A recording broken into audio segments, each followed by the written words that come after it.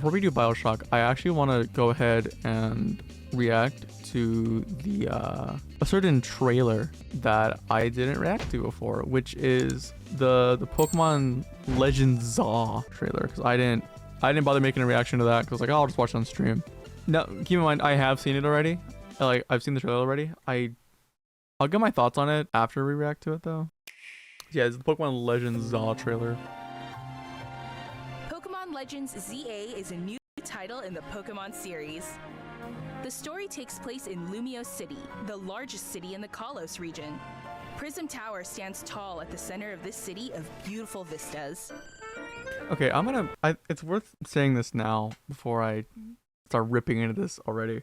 The game looks good. It's running better than Scarlet and Violet is, and visually it's a little more appealing than Legends Arceus.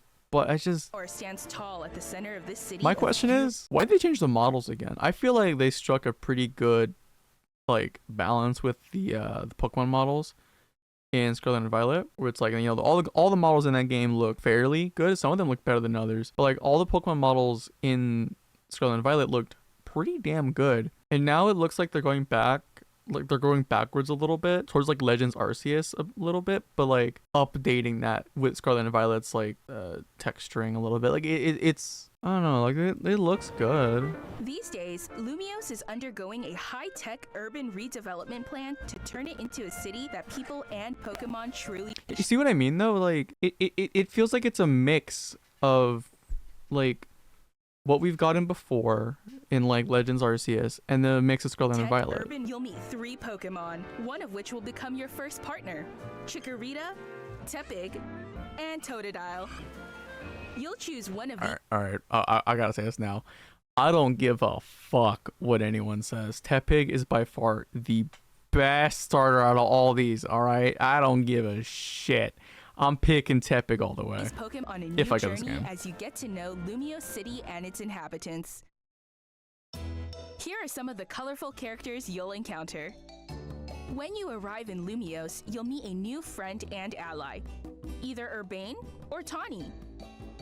The hotel where you'll be staying Right, is yeah, run because by they're AZ. dependent on You'll what also gender you meet pick. his partner, Floette. Lumiose's redevelopment is being managed by Quasartico Inc. You'll become acquainted with the company's CEO Jet and her secretary Vinny. The different people you meet will make your time in Lumiose all the richer.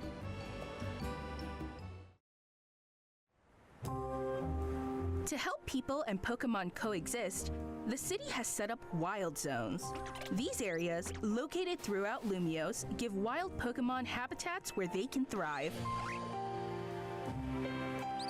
To catch one, This is a good addition to the game. I'm not gonna lie. Like I don't this is actually a pretty good addition. have one of your Pokemon use its moves to weaken the target, making it easier to catch.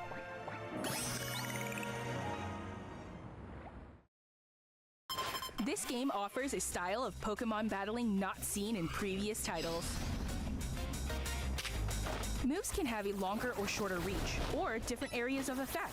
Okay, this right here, or like the combat of this game is what getting me a little interested in this, because it's unlike anything we've had before. You know, like of course we still have like the like swapping a Pokemon, like that's the usual shit.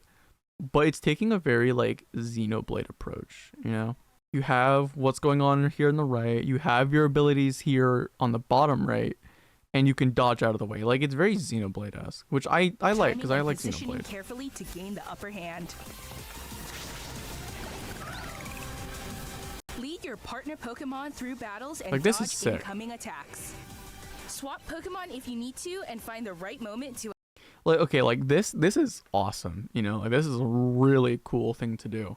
My thing is that this fucking better be in every single Pokemon game from now on. If this is an only like Zaw exclusive combat system, I'm gonna be so fucking annoyed. Because that was one of my grievances with what's it called? Arceus, was that like they introduced the combat of just like agile and like aggressive styles, right? And they never returned. Not even in SV, which was surprising to me. Like you would think something like that would have been like passed down a little bit. Like, yeah, sure, You know, it's in an older region, so it's like, oh, this style of fighting was lost to time. And like, really, like, come on, you could have added it in, you know, and been like, oh, look, we found it in some old textbooks in a like a library or something. Look, we're gonna start using this now. It's like you could have easily brought back the combat system. Beyond evolution by undergoing Mega Evolution. Of course, they show Charizard. Yep. When a trainer's keystone resonates with Yeah, the Mega Atomic. Stone held by their Pokemon, the Pokemon will do more than just change shape. It'll unlock a new level of power. Okay, hot take. I don't like Mega Evolutions. I don't like it. I feel like because that was like, it was like the very first gimmick introduced into Pokemon, and like in my like I never played a game with Mega Evolutions, so like maybe in my opinion this is invalid, but I always found the idea of Mega Evolutions just kind of like dumb, you know, like, oh look, it mega evolves and gets stronger, gets a new form. It's like, okay, you can just like give us more evolutions. That's always an option. But I don't know, I just don't like Mega Evolutions just because like it was the start of like, oh look, we're gonna start throwing gimmicks into Pokemon now because of Mega Evolutions we have what's it called, the shit we had in Sun and Moon.